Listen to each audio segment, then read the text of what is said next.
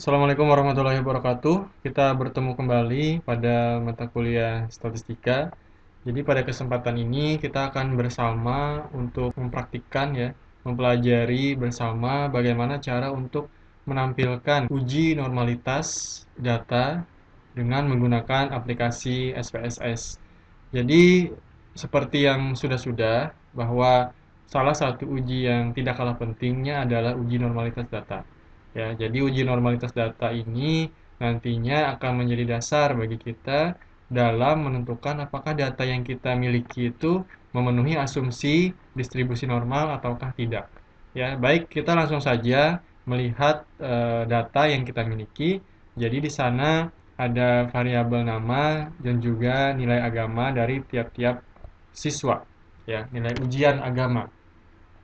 Jadi dari data ini yang kita pindahkan ya, yang kita pindahkan ke SPSS, kita blok mulai dari nama ini sampai ASCA ya, kita blok, kemudian kita klik kanan, lalu kita klik copy. Kalau sudah seperti ini, baru kita berpindah ke aplikasi SPSS, lalu kita klik kanan ya, kemudian klik paste. Nah, jadi di sini misalnya kita ingin memodifikasi sedikit berkaitan dengan penamaan variabel, maka kita cukup untuk mengklik variable view pada pojok kiri bawah. Jadi untuk var 0001 ini kita tulis nama misalnya. Kemudian untuk type-nya sudah benar string dan juga measure-nya adalah nominal. Sementara untuk var 0002, karena tadi kan berkaitan dengan nilai agama, berarti di sini kita tuliskan saja nilai ujian, ya. Nilai ujian atau misalnya ada yang ingin menuliskan nilai underscore agama juga dipersilakan. Nah, untuk measure-nya, karena ini adalah data kuantitatif, maka yang kita pilih adalah scale measure-nya. Nah, sementara untuk desimal, kalau kita lihat kembali di tangkapan layar Excel ini tidak ada diikuti oleh angka di belakang koma, maka kita tuliskan saja desimalnya di sini adalah kita pilihkan 0. Nah, jadi sudah seperti ini tampilan dari variable view, kemudian kita beralih kepada tampilan data view.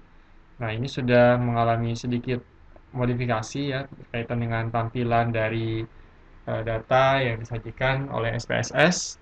Nah, dari sini lalu kita beranjak ke menu Analyze untuk bisa menampilkan uji normalitas ya. Analyze, kemudian dari tahapan ini yang kita pilih non parametric test. Letaknya ada di bawah menu scale pada pilihan menu analyze ya. Jadi kita pilih yang non parametric test. Jadi di sini ada beberapa pilihan mulai dari one sample, independent sample sampai ke legacy dialogues. Nah, di legacy dialogues ini yang kita pilih adalah one sample KS. Ya, jadi uji kenormalan nanti yang akan kita gunakan adalah uji Kolmogorov-Smirnov. Ya, makanya di sini disingkat KS. Klik yang itu.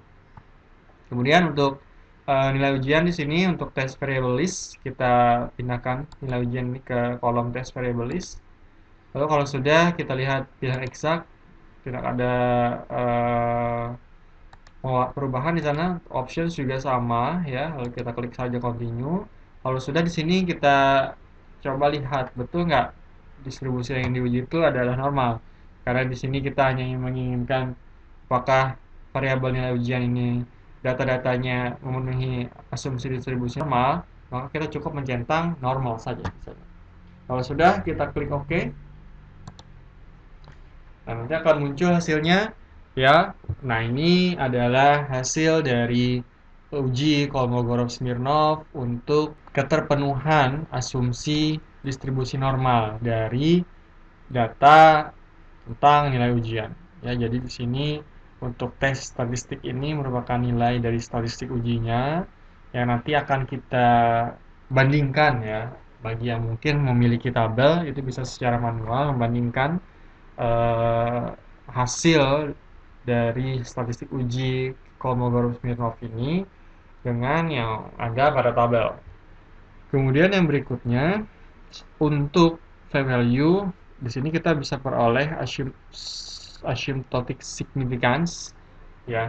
sebesar 0,114. Ya, apakah makna yang demikian? Nanti akan kita bahas bersama ya. Jadi mudah-mudahan masih dapat dipahami. Baiklah, kita lanjutkan kembali pembahasan mengenai uji normalitas yang tadi sudah kita coba bersama-sama untuk menampilkan bagaimana cara untuk menyajikan uji normalitas dengan menggunakan aplikasi SPSS. Jadi, mengapa kita harus melakukan uji normalitas terhadap data yang kita miliki, ya. Jadi, uji normalitas ini dilakukan untuk melihat keterpenuhan asumsi kenormalan data. Apa tujuannya kita melakukan uji normalitas? Jadi, tujuannya adalah untuk memeriksa apakah sebaran data sampel yang kita punya berasal dari populasi yang berdistribusi normal. Lalu, kenapa acuannya itu haruslah distribusi normal?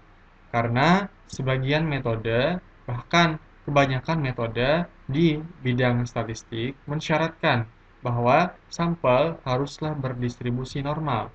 Dan jika hal ini terlanggar, maka metode-metode tersebut seperti halnya regresi harus diganti dengan pendekatan lain menggunakan pendekatan non-parametrik yang memang tidak mensyaratkan keterpenuhan asumsi distribusi tertentu.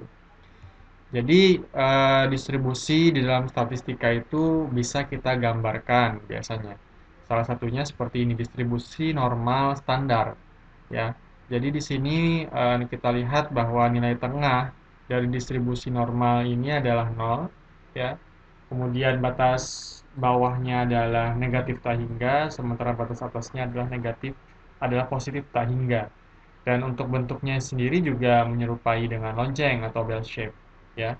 Jadi ini bisa kita katakan bahwa untuk distribusi normal ini gambarnya umumnya seperti ini, ya, umumnya seperti ini. Walaupun memang dalam banyak kasus dipengaruhi tergantung oleh kemiringan dan juga kemencengannya. Oke, di SPSS ataupun juga di beragam buku referensi yang membahas mengenai distribusi normal, beberapa pengujian itu yang familiar dilakukan adalah dengan menggunakan uji Kolmogorov-Smirnov seperti yang kita lakukan di aplikasi tadi, seperti yang kita tunjukkan. Kemudian uji Shapiro-Wilk dan juga uji Anderson-Darling. Tapi di sini yang ingin dijelaskan hanyalah satu saja, yaitu uji Kolmogorov-Smirnov. Jadi seperti halnya uji-uji statistik yang lain, untuk uji normalitas ini juga dilengkapi dengan yang namanya hipotesis. Jadi hipotesis nol dan juga alternatif ya dari uji normalitas. Untuk hipotesis nol sendiri menyatakan sebaran data berdistribusi normal atau data yang dianalisa tadi berasal dari populasi yang berdistribusi normal. Sementara untuk H1 ya, jika keputusannya nanti adalah menolakkan nol, berarti kita kan dalam kata lain menerima H1. Jadi H1 di sini isinya menyatakan sebaran data tidak berdistribusi normal atau berasal dari populasi yang bukan berdistribusi normal. Nah, keputusannya adalah H0 ditolak pada tingkat signifikansi alfa jika p-value dari uji Kolmogorov-Smirnov misalnya lebih rendah daripada alfa. Nah, sebaliknya H0 gagal ditolak jika p-value uji Kolmogorov-Smirnov misalnya lebih besar daripada alfa. Nah, artinya jika keputusannya adalah gagal ditolak, berarti data yang kita miliki itu berdistribusi normal, ya. Nah, di sini sudah saya berikan penjelasan tambahan bahwa jika H0 ditolak, maka data tersebut tidak berdistribusi normal. Nah, jadi ini adalah output dari hasil uji Kolmogorov-Smirnov yang tadi sudah bersama-sama kita tunjukkan ya, bagaimana caranya. Jadi di sini ada informasi mengenai mean dan juga simpangan baku. Kemudian yang berikutnya adalah statistik uji Kolmogorov-Smirnov ya, yaitu tes statistik ini tadi. Kemudian untuk p-value uji KS ya, pada tingkat signifikansi alfa sebesar 5% adalah 0,114. Nah, jadi untuk interpretasi dan juga analisis bahwa jika kita menggunakan tingkat signifikansi alfa sebesar 5%, lalu kita bandingkan dengan p-value yang kita punya yaitu sebesar 0,114, berarti keputusannya adalah gagal untuk menolak H0. Artinya kalau kita gagal untuk menolak H0, kita tidak memperoleh bukti yang cukup kuat untuk menyatakan bahwa data nilai ujian tadi itu memiliki distribusi normal. Ya, artinya kebalikannya. Ya, artinya kebalikannya kalau yang demikian.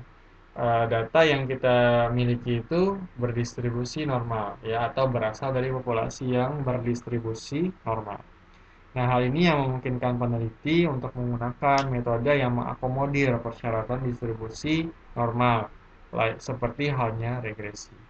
Ya, mudah-mudahan materi ini bisa dipahami dengan mudah. Saya akhiri. Terima kasih. Wassalamualaikum warahmatullahi wabarakatuh.